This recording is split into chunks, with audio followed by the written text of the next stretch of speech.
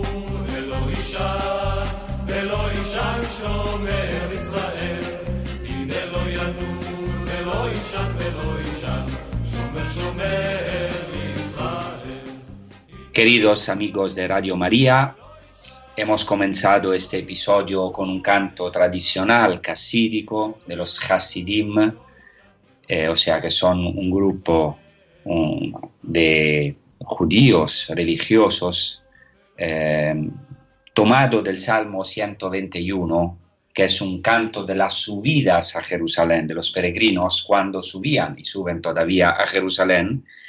Y hemos escuchado un versículo de este salmo que dice: no duerme ni dormita el guardián de Israel.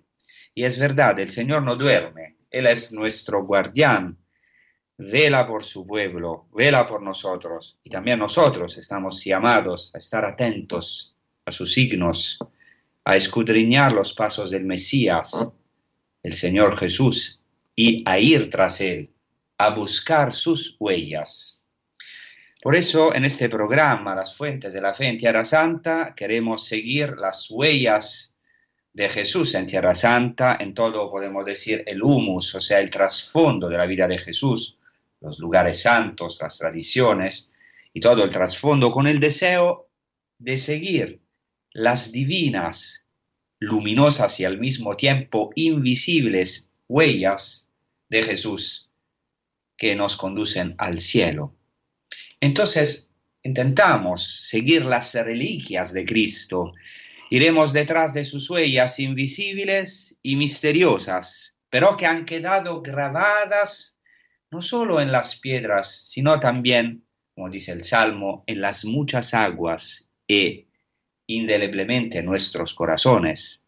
Como dice el Salmo 77, versículo 20, por el mar iba tu camino, por las muchas aguas tu sendero, y no se descubrieron tus pisadas. Es muy interesante que hay un patriarca de Alejandría que escribe en árabe del siglo IX, que se llama Eutiquio.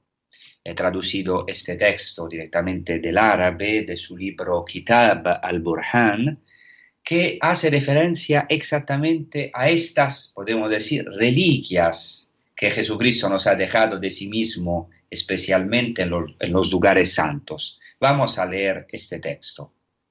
Cito: Cristo nos ha dado las reliquias de sí mismo y los lugares de su santidad en este mundo, como herencia y anticipo del reino de los cielos y de las delicias del mundo futuro que nos prometió.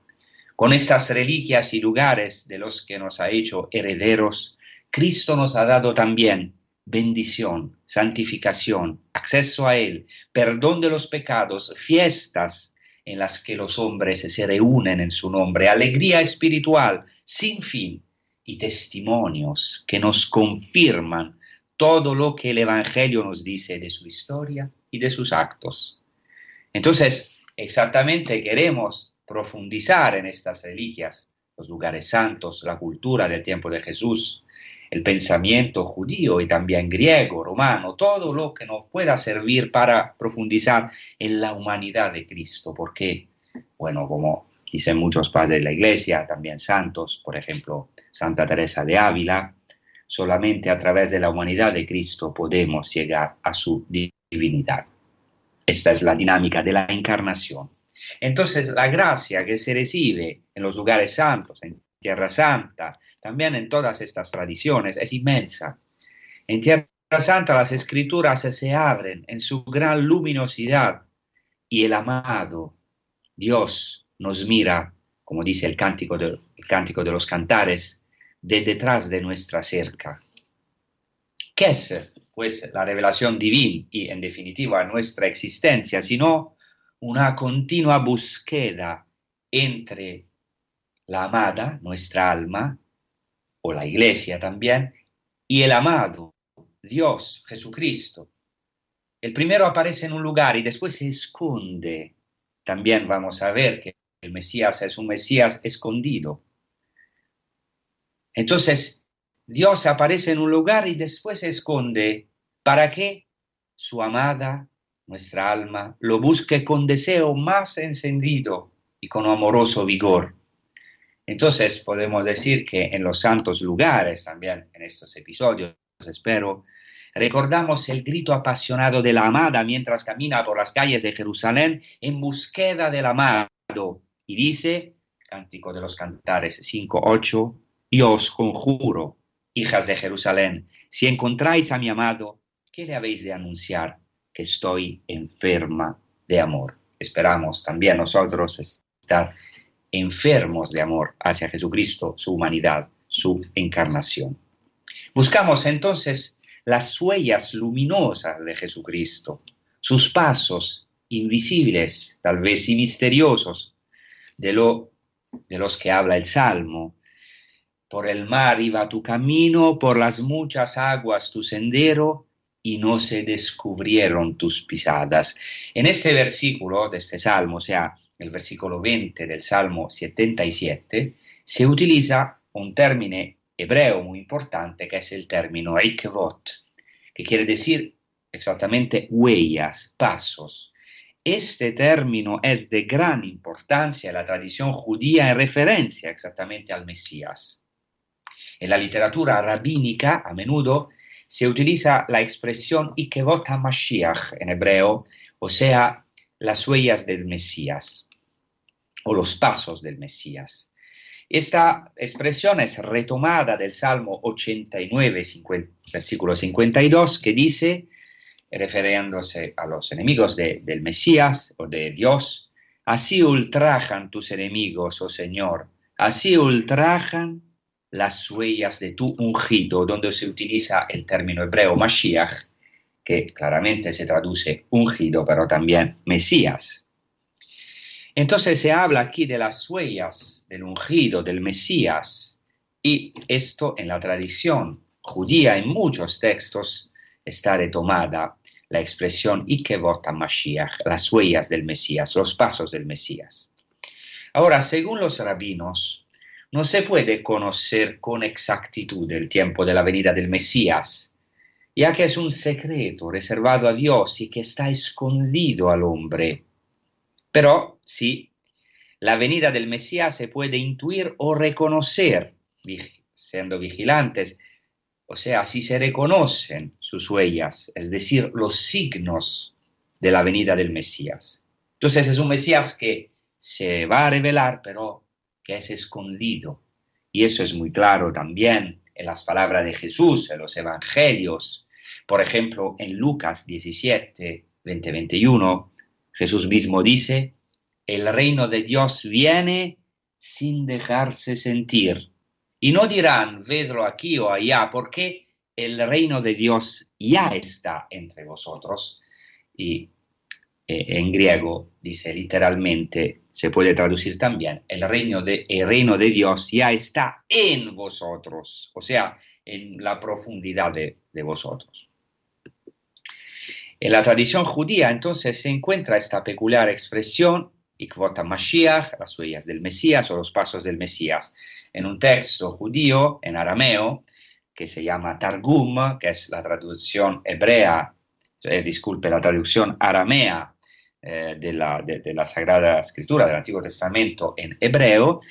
Por ejemplo, en el Targum Pseudo Jonatán, se dice explícitamente que el tiempo del rey Mesías, así se llama el rey Mesías, debe venir que del rey Mesías que tiene que venir, este tiempo es un secreto y ha quedado oculto hasta los patriarcas, a los santos padres, como por ejemplo a Jacob. Esta idea del Mesías, cuyos tiempos de venida son secretos, es un tema frecuente en toda la literatura judía y en el Nuevo Testamento también. Está prohibido revelar o calcular el tiempo fijado para la redención mesiánica, según los judíos. De hecho, el tiempo del Mesías es un secreto reservado a Dios. Por ejemplo, dice el Targum al libro de Coelet 7:24, cito, está lejos del hombre conocer todo lo que fue desde el día eterno, tanto el secreto del día de la muerte como el secreto del día en que vendrá el rey Mesías. O sea, la venida, el día de la venida del Mesías queda oculto, secreto. Y esto, como sabemos, se afirma también en el Nuevo Testamento, por ejemplo, en los Hechos de los Apóstoles, 1:6, del versículo 6 al versículo 8, Jesús afirma claramente a sus discípulos que no les incumbe a ellos conocer los tiempos y los momentos de la redención mesiánica definitiva. Claro que para nosotros en Jesucristo el Mesías ya ha venido, pero estos tiempos de la segunda venida de Cristo para nosotros, o sea, para nosotros de la redención mesiánica definitiva o de la segunda venida de Jesucristo, están reservados solamente a Dios. Así se dice en los Hechos de los Apóstoles. Entonces, los que se habían reunido le preguntaron diciendo, Señor, ¿restaurarás el reino a Israel en este tiempo? Y les dijo, no os toca a vosotros saber los tiempos o las sazones que el Padre puso en su sola potestad, pero recibiréis poder cuando haya venido sobre vosotros el Espíritu Santo, y me seréis testigos en Jerusalén, en toda Judea, en Samaria y hasta lo último de la tierra. Por tanto, según la antigua tradición judía, no se puede conocer con exactitud el tiempo de la venida del Mesías, pues es un secreto reservado a Dios y escondido al hombre. Sin embargo, pero se puede intuir o reconocer la venida del Mesías basándose en sus huellas. Por eso es muy importante este tema, las huellas del Mesías. O sea, se puede reconocer la venida del Mesías siendo atento a sus signos. Según la Mishnah, que es un texto que recoge las tradiciones orales de los rabinos y texto redactado antes del 217 después de Cristo, en un tratado que se llama Tratado Sotá, las huellas del Mesías son las tribulaciones que precederán su revelación. Es muy interesante, o sea, son signos, las huellas del Mesías que coinciden con las tribulaciones, los sufrimientos que precederán la revelación del Mesías y que se denominan también los dolores del parto, de que se habla claramente en el Antiguo Testamento y en el Nuevo Testamento. Voy a mencionar este texto de la Mishnah, cito, en las huellas del Mesías, en hebreo, Beikvot HaMashiach, es decir, cuando el Mesías estará cerca, la insolencia crecerá, la carestía alcanzará el punto culminante, la vid dará su fruto, pero el vino será caro. El reino pasará a la herejía y no habrá nadie que reprenda. La sinagoga se convertirá en casa de prostitución. Galilea será devastada y Gablán desolada. La sabiduría de los escribas se corromperá. Los que tienen temor del pecado serán despreciados y la verdad estará ausente. Los jóvenes harán moratones a los ancianos. Los ancianos deberán servir a los menores. Porque el hijo ultraja al padre, la hija se alza contra su madre, la nuera contra su suegra, y enemigos de cada cual son los de su casa. Miqueas 7:6. El rostro de esta generación será como el hocico de un perro. El hijo no tendrá vergüenza del padre. ¿En quién encontraremos ayuda? En nuestro Padre que está en los cielos. Fin de la citación de la Mishnah. Este dicho mishnaico, o sea, tomado de la Mishnah es atribuido a Rabbi Eliezer, hijo de Urcanos, o sea, un maestro que se llama también Eliezer el Grande, que pertenece a la segunda generación tanaíta, o sea, del 70 después de Cristo hasta el 135 después de Cristo. ¿Qué quiero decir? Que esto es un dicho muy antiguo, una idea muy antigua. O sea, los sufrimientos del pueblo por la destrucción del templo, profetizadas en Miqueas 7:6, son el preludio del adviento del Mesías.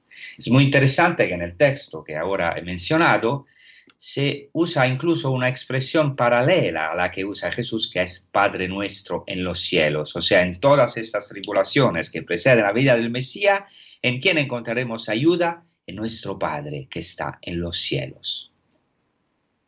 Y a continuación de este texto se enumeran 7 males que vendrán a la tierra en los 7 años que preceden a la venida del Mesías.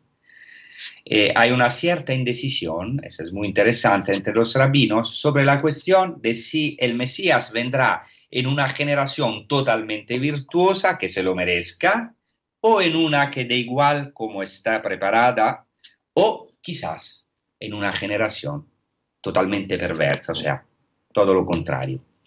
Así se declara en el Talmud, cito, dijo Rabbi Yohanan, el hijo de David, o sea, el Mesías, vendrá en una generación totalmente justa o totalmente pecadora. Totalmente justa, como está escrito, todos los de tu pueblo serán justos, para siempre heredarán la tierra. Totalmente pecadora, como está escrito, vio que no había nadie y se maravilló de que no hubiera intercesor. Y como está escrito, por mí lo hago. O sea, ¿qué quiere decir este texto? Que los rabinos están, digamos, en una perplejidad, no saben si el Mesías va a venir en una generación totalmente santa, justa, que lo merece, o todo lo contrario, totalmente pecadora. Después, como ya he dicho, pero lo voy a subrayar, hay algunos sufrimientos muy grandes que precederán la venida del Mesías, como dice otro texto del Talmud. En la generación en que vendrá el hijo de David, o sea, el Mesías, habrá menos eruditos y los ojos de los demás se apagarán por la tribulación y la aflicción. Habrá una nueva avalancha de sufrimientos y de disposiciones perversas. Cada nuevo mal vendrá inmediatamente antes de que el presente llegue a su fin. O sea, aquí es muy claro que el Mesías vendrá en una generación perversa y su venida será precedida de muchas tribulaciones. Por eso se enumeran 7 males que vendrán sobre la tierra antes de la llegada del Mesías. Entonces, es muy interesante esta indecisión de los rabinos. ¿Y cómo van a solucionar esta contradicción? O sea, que no se sabe si el Mesías vendrá en una generación totalmente justa o en una totalmente perversa o malvada, lo van a resolver con las 2 presentaciones del Mesías como triunfante por una parte y humilde por otra. Así se resuelve la contradicción. Esto según los rabinos. Voy a leer, para terminar esta primera parte, un texto, pero es muy interesante, del Tratado Sanedrín, o sea, del Talmud de Babilonia, Tratado Sanedrín 98a, que dice así, cito, está escrito, y he aquí en las nubes del cielo venía como un hijo de hombre, y está escrito, humilde y montado en un asno. Si se lo habrá merecido, estará en las nubes del cielo. Si no se le habrá merecido, será humilde y montado en un asno. O sea, ya los rabinos es impresionante. Habían notado esta, que puede ser una contradicción. En el libro de Daniel se dice que el Mesías vendrá como un hijo de hombre en las nubes del cielo. Pero en el libro de Zacarías se dice que vendrá humilde y montando en un asno. Entonces, ¿cómo solucionar esta contradicción? Si los judíos, o sea, si el mundo lo habrá merecido, estará en las nubes del cielo. Si no se lo habrá merecido, el Mesías será humilde y montando en un asno. Y quedamos impresionados al leer estos textos, sobre los cuales se apoya todavía hoy la fe judía y su esperanza mesiánica. Y para nosotros los cristianos es impresionante porque para nosotros que hemos reconocido en Jesús de Nazaret el Mesías de Israel y el Mesías deseado por los gentiles, la contradicción se ha resuelto, porque la primera venida de Jesucristo fue humilde, sufriente, precisamente porque nadie lo merecía. La segunda será triunfante sobre las nubes del cielo. Es muy interesante que el título que más utiliza Jesucristo en referencia a sí mismo, Hijo del Hombre, sintetiza exactamente estos dos aspectos. Jesucristo es al mismo tiempo el Mesías humano y débil, Hijo del Hombre, o sea, es un hijo de un hombre, entonces es un hombre, y en el mismo tiempo, cuidado, el título Hijo del Hombre subraya también el Mesías divino y triunfante, profetizado por el profeta Daniel, que vendrá sobre las nubes del cielo. Por eso ahora vamos a meditar y a desear esta venida del Mesías, que ya ha venido en nuestra vida, lo hemos reconocido, que es nuestro Señor Jesucristo, y que pero va a volver, que lo estamos esperando. Por eso decimos en cada liturgia, Maranatá, ven Señor Jesús. Entonces vamos a escuchar un canto, Ven Hijo del Hombre, de Kiko Argüello, como una oración también, rezando, ven Hijo del Hombre, ven en mi vida, ven en este mundo que tanto lo necesita.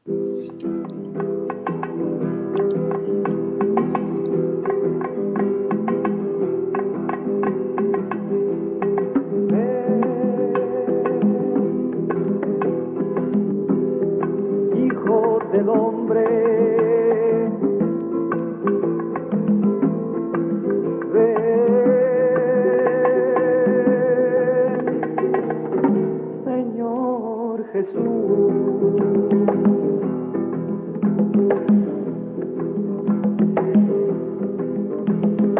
ven,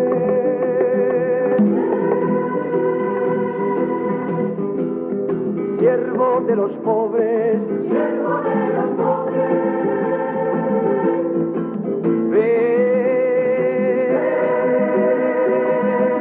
Señor Jesús,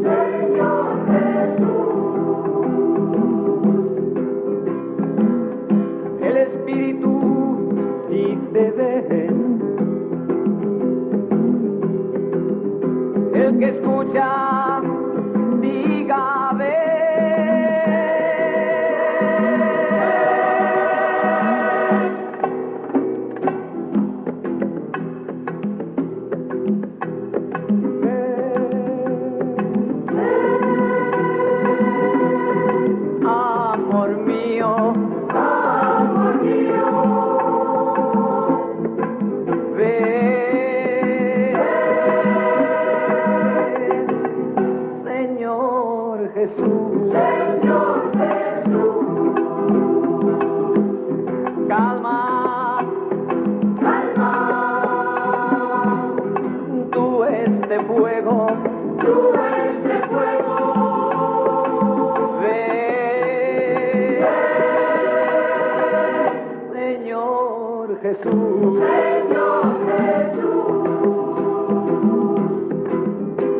La esposa dice ven, y el que escucha diga ven.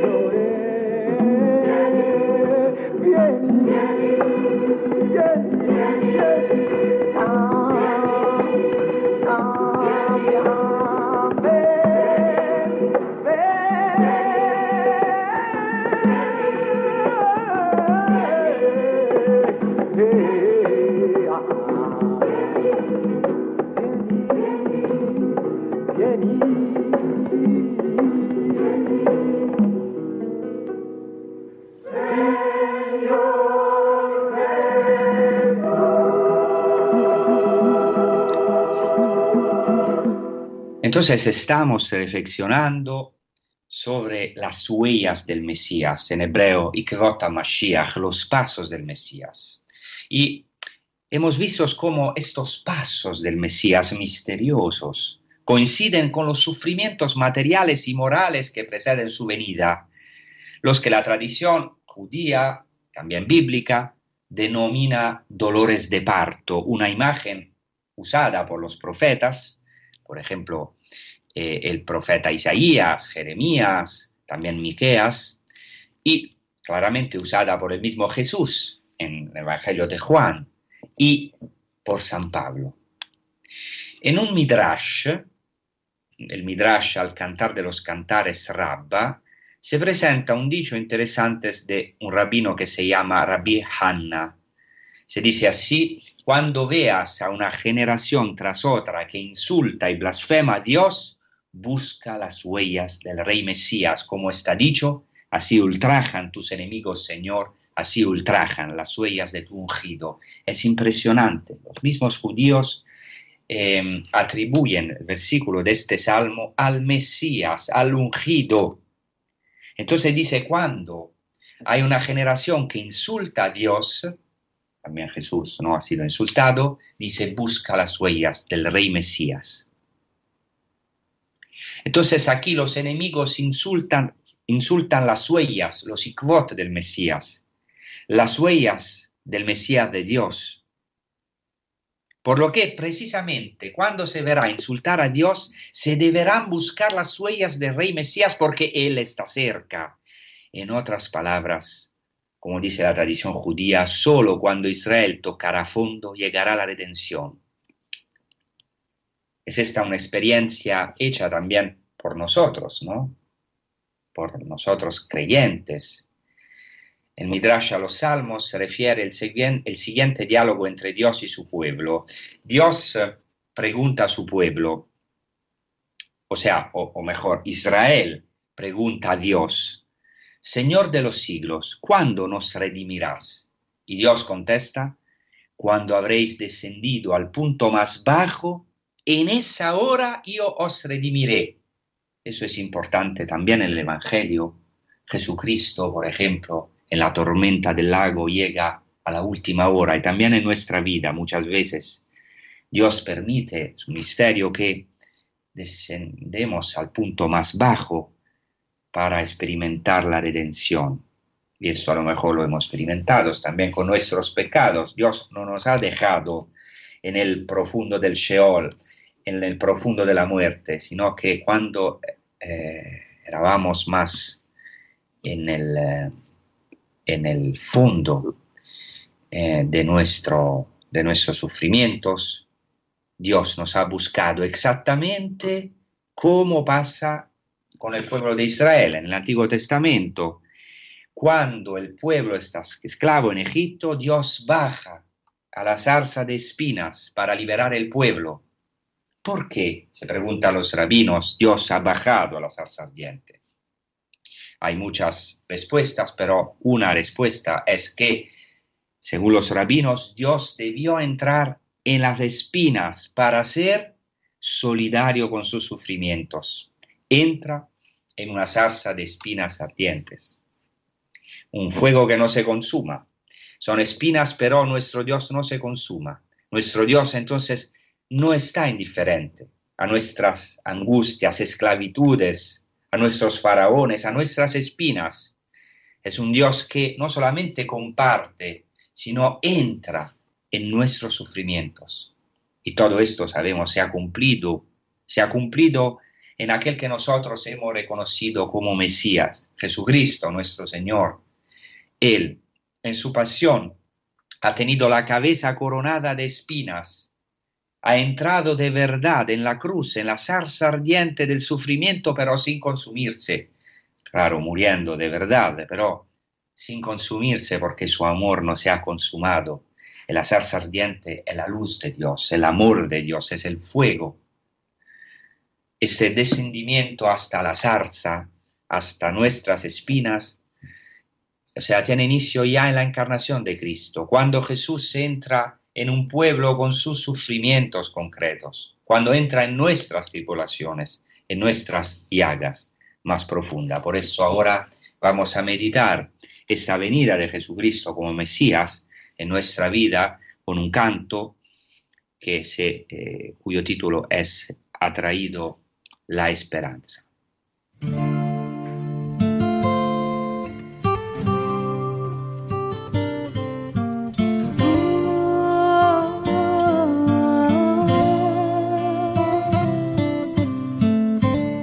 Desde el cielo ha bajado la promesa celestial. Es el Hijo de María quien la bendición traerá.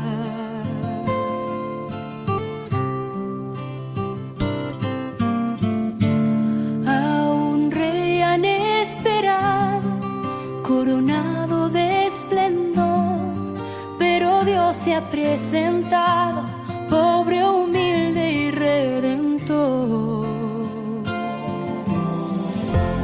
Hoy la humanidad celebra y los ángeles aclaman que el Señor se hizo presente, ha traído la esperanza.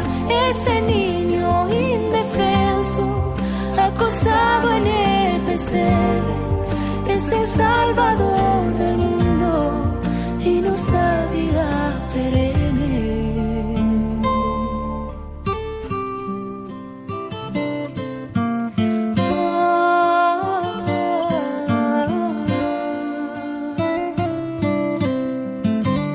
Él nos da la Eucaristía, alimento celestial, se ha quedado con nosotros en un pedazo de pan. No olvidemos que ese niño, siendo Dios e inmortal, nos enseña a ser humildes y proclama la verdad. Hoy la humanidad celebra y los ángeles aclaman que el Señor se hizo presente, ha traído la esperanza. Este niño indefenso, acostado en el pesebre, es el Salvador del mundo y nos da vida perenne. Hoy la humanidad celebra y los ángeles aclaman que el Señor se hizo presente, ha traído la esperanza. Este niño indefenso, acostado en el pesebre, es el Salvador del mundo y nos da vida perenne.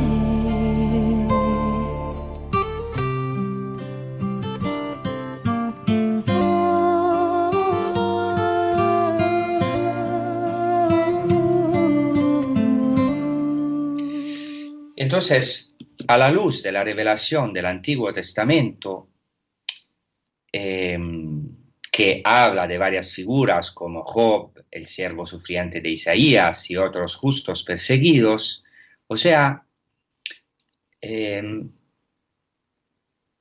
se vio la presencia de Dios hasta en el justo que sufre. Y esto ha preparado el camino al Mesías sufriente. Aunque esto es un problema, ¿no? Hasta hoy para los judíos, ¿cómo es posible que Dios permita el sufrimiento del justo, el sufrimiento del inocente? Ya en otra ocasión he mencionado un texto muy interesante de un judío norteamericano muy famoso, superviviente del Holocausto, un gran pensador, que es Elie Wiesel, que en un libro que se intitula La Noche ha contado su experiencia de la prisión en Auschwitz.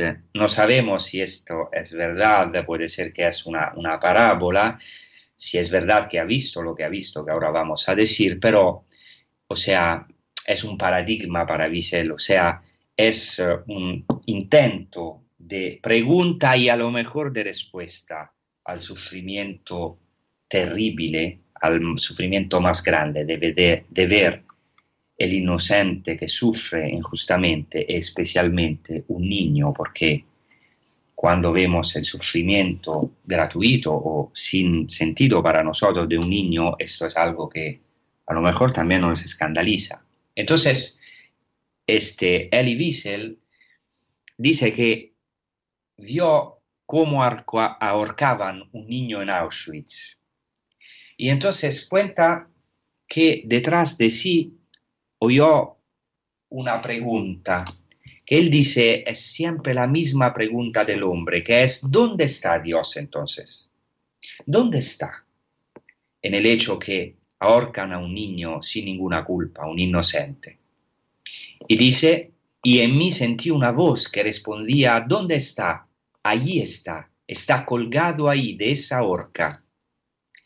Como he dicho, al parecer Wiesel no vivió históricamente dicha experiencia, pero queda su intuición, que es como una síntesis de un sinnúmero de sufrimientos vividos por Elie Wiesel y por los judíos en primera persona en el campo de concentración. Allí, es muy interesante esta expresión en hebreo, Sham.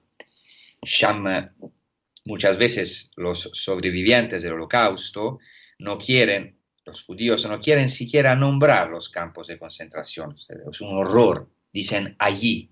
Entonces Elie Wiesel dice, allí he oído una voz en el silencio, que me respondía en mi interior, desde que le respondía, podemos decir, desde la fuente de su elección divina como judío, Dios está allí, está en el inocente que sufre.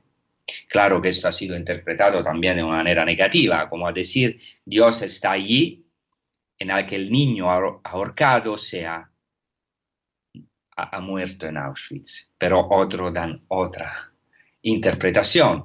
Nosotros podemos decir como cristianos, podemos dar otra interpretación al sufrimiento, con mucho respeto, claro, porque nunca es fácil interpretar el sufrimiento nuestro y de la gente alrededor, especialmente cuando se trata del sufrimiento terrible de la Shoah. Pero nosotros sabemos que para nosotros el Mesías Jesucristo ha entrado en el valle oscuro del sufrimiento y de la muerte para tomarla sobre sí. Y nosotros podemos decir, sí, Dios estaba allí, colgado de la cruz, allí justo en el lugar donde todos decían, ¿dónde está Dios? Para nosotros el Mesías ha recorrido la vía del triunfo a través del sufrimiento más profundo, como fue anunciado por algunas profecías del Antiguo Testamento. Y sorprende que incluso en los textos más tardíos la tradición judía no ha dejado de volver a la idea del Mesías sufriente. Y eso es muy interesante, no es un problema solamente de los judíos, es un problema también nuestro, personal. ¿Cómo es posible que Dios se revele en el sufrimiento, en la cruz? En el Midrash a los Salmos, como ya he dicho, Israel dirige a Dios una pregunta apremiante: ¿cuándo nos salvará? Vamos a repetir esta respuesta de Dios a su pueblo. Cuando os habréis hundido hasta el fondo, entonces os salvaré. Para nosotros los cristianos, el Mesías ha bajado hasta nuestras profundidades, hasta las profundidades del sufrimiento y del pecado, para levantarnos con él. Entonces hemos visto en este episodio, también en otros episodios, cómo Jesucristo nace en un ambiente en el cual se habían desarrollado varias concepciones mesiánicas. Y hemos visto cómo en estas concepciones prevale la idea de un Mesías que debía triunfar y establecer la justicia mediante la fuerza, el triunfo también político. Pero sabemos también que en las escrituras judías, y hemos visto en las tradiciones judías, no faltan claras alusiones al hecho de que de alguna manera el Mashiach, o sea, el enviado, el ungido futuro de Dios, tendría que sufrir. Eso es un problema crucial también para los apóstoles, que hasta después de la resurrección de Jesucristo no entienden un Mesías sufriente y preguntan al Señor, Hechos de los Apóstoles 1:6, Señor, ¿es en este momento cuando vas a restablecer el reino de Dios? O sea, esto muestra claramente que fue difícil para Jesús hacer mella en esta firme convicción, que es tan arraigada todavía hoy, la de la liberación social y política, de la liberación terrenal, la de un Mesías que venga a solucionar los problemas del mundo y que edifique el reino de Dios solamente aquí en la tierra.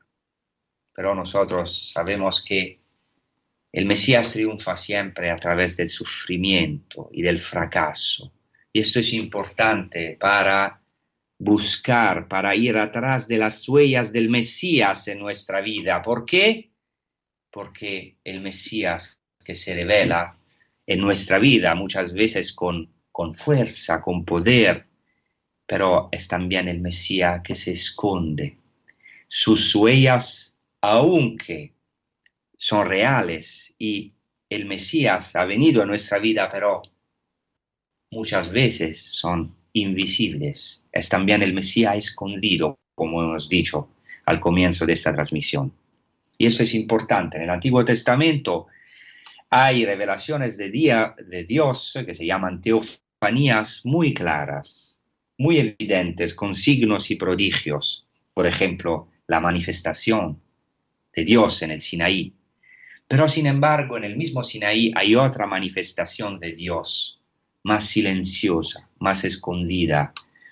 Ya he hablado en otro episodio de esto, pero quiero ahora profundizar en este encuentro del profeta Elías en el monte Sinaí, donde experimentó una presencia, podemos decir, escondida de Dios, o aún más silenciosa. Y voy a leer primero el libro de los Reyes, al capítulo 19, del versículo 11 hasta el versículo 13. He aquí que el Señor pasaba. Hubo un huracán tan violento que hendía las montañas y quebrantaba las rocas ante el Señor, pero no estaba el Señor en el huracán. Después del huracán, un temblor de tierra, pero no estaba el Señor en el temblor. Después del temblor, fuego, pero no estaba el Señor en el fuego. Después del fuego, el susurro de una brisa suave. Al oírlo, Elías cubrió su rostro con el manto, salió y se puso a la entrada de la cueva. Aquí el Señor no se manifiesta al profeta Elías en signos portentosos o evidentes, sino en el susurro de una brisa suave.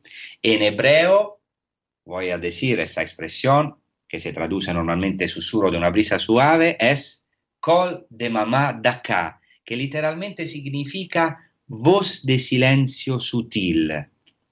O sea, Dios estaba allá en este oxímoro, como decimos en retórica. O sea, son dos conceptos, dos ideas contradictorias a la apariencia. Kol de mamá daka, una voz de silencio. O es una voz, es un silencio. Uno puede decir no. Dios se manifestó en una voz de silencio sutil. ¿Cómo entender esta expresión? Es importante también por ir atrás de las huellas del Mesías para entender nuestra existencia, para entender cómo Dios se revela en nuestra vida, también en los fracasos, en los silencios, en las noches oscuras. Y quiero aquí mencionar el hecho que el Papa Francisco, de manera genial, ha querido emplear exactamente esta imagen de la voz de silencio sutil para dar una interpretación de la presencia de Dios también en la grandísima injusticia y la tragedia de la Shoah, del Holocausto. Siempre estas interpretaciones son difíciles porque no es fácil para los judíos dar una interpretación de este silencio, podemos decir, de Dios en el Holocausto. Entonces, un jurista judío norteamericano que se llama Menachem Rosensaft, que es fundador de una asociación que reúne a los hijos de padres sobrevivientes de la Shoah, un día, por email, preguntó al Papa Francisco qué teoría tenía sobre la actitud de Dios ante aquella tragedia tan grande del pueblo judío. Eso es muy interesante. Un judío judío al 100%, fundador de una asociación de sobrevivientes de la Shoah. Pregunta al Papa, al Santo Padre Francisco, una interpretación, según él, de esta tragedia horrorosa del pueblo judío. El pontífice, nuestro Santo Padre Francisco, respondió así, cito, la presencia de Dios durante la Shoah era una presencia escondida como la de la brisa suave de la que habla la Biblia al contar el encuentro con el profeta Elías en el monte Horeb, o sea, en el monte Sinaí. En modo análogo, podemos decir, el Mesías que Jesucristo encarnó entre las diferentes propuestas mesiánicas de su tiempo fue a imagen de esta voz de silencio sutil, de esta brisa suave, en hebreo Kol de Mamá Daka, voz de silencio sutil. El Mesías, como Dios, queridos amigos, está presente ahí donde parece que no esté, en la cruz, donde parece silencioso, invisible, en el sufrimiento, algunas veces en la injusticia extrema, en el mayor fracaso posible, que es el fracaso de Dios que se hace hombre y que sin embargo es rechazado. Así, Jesucristo ha visto el triunfo, sí, el triunfo celestial, que es su resurrección, pero entrando en el silencio del sufrimiento, para luego, claro, gritar a todos, a todo el mundo, la alegría de la resurrección. Entonces Jesús no ha querido solucionar nuestros problemitos, no ha querido encarnar un Mesías celota, político, social, como Barrabás. Solo a través de su sufrimiento nos ha abierto las puertas del cielo, ha vencido a los verdaderos enemigos, que no son, como sabemos, de carne y hueso, sino son los espíritus del mal, el miedo de la muerte, es el demonio, la muerte, el pecado, estos son nuestros enemigos. Y entonces el Señor Jesucristo nos abrió este camino maravilloso en el mar de nuestros problemas, para que nosotros podamos hoy ver en los silencios, en las noches oscuras, la luz de Dios. Y si no las vemos, pero allí está. El Señor no nos deja en nuestras tribulaciones, en nuestros fracasos, sino que ha entrado allá donde nosotros no podemos entrar. Se puso allá donde nosotros muchas veces con rebeldía o con murmuración o con un instinto humano también de rebeldía no podemos entrar. Allá donde no podemos ver. Allá donde parece que no hay Dios, donde no vemos Dios, allá en el silencio sutil, en la tormenta, por esto Job encuentra a Dios en la tormenta, en la cruz. Allá está Dios. Ojalá Dios nos diera estos ojos del centurión, que en la cruz precisamente, él, un pagano, reconoce, verdaderamente era el Hijo de Dios. Verdaderamente es el Mesías que ha venido para rescatarnos de nuestras angustias, y nosotros estamos llamados a buscar sus huellas, a escuchar este soplo divino, esta brisa suave, esta voz de silencio, que es la voz del Espíritu que nos susurra: hay esperanza para ti, hay esperanza, busca las huellas del Mesías o déjate buscar por él y intenta ver los signos, porque hay signos de su amor en tu vida, y sigue estas huellas, y buscas estas huellas, y espera, Él vendrá. No es un camino moralístico que nosotros tenemos que hacer, sino que Él va a venir en busca de nosotros, pero nosotros pedimos que el Señor nos dé estos ojos, que nos pueda curar de nuestras oscuridades, la oscuridad de nuestros ojos interiores. Entonces ahora terminaremos con un canto religioso judío que se llama Adon Olam, que habla precisamente de esta regalidad del reino de Dios de que hemos hablado, que se va a manifestar, que dice así: Señor del universo, que reinó antes de que cualquier ser fuera creado, cuando todo fue creado según su voluntad, su nombre fue proclamado Rey Altísimo, Y después de todo esto, solo Él reinará majestuoso, Él era, Él es, y Él estará en la gloria. Terminamos con este canto. Muchas gracias. Rezamos por todos vosotros en los lugares santos y también contamos en vuestras oraciones. Muchas gracias y que puedan proseguir con las maravillosas transmisiones de Radio María España. Gracias.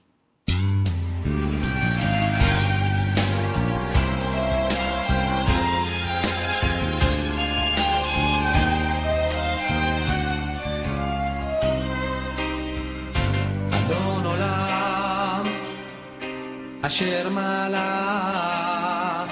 בטרם כל יציר נברא לעת נשא בחפצו כל אזי מלך שמו נקרא לאחרי ככלות הכל לבדו ימלוך נורא והוא היה והוא הווה והוא יהיה בתפארה אדון עולם אשר מלך בטרם כל יצא נברא לעת נשא בחפצו כל אזי מלך שמו נקרא ואחרי ככלות הכל לבדו ימלוך נורא והוא היה והוא הווה והוא יהיה בתפארה אדון עולם אשר מלך בטרם כל יציר נברא לעת נשא בחפצו כל אזי מלך שמו נקרא אחרי ככלות הכל לבדו ימלוך נורא והוא היה והוא הווה בתפארה והוא היה והוא יהיה בתפארה והוא היה והוא הווה בתפארה והוא היה והוא יהיה בתפארה אדון עולם אשר מלך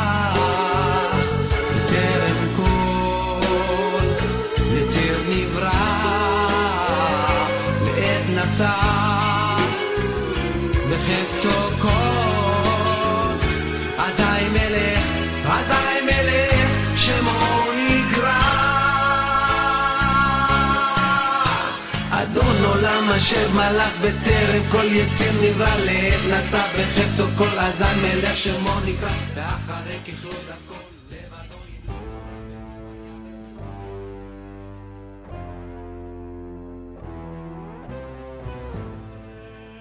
Y así concluye A las fuentes de la fe en Tierra Santa, con el padre Francesco Voltaggio.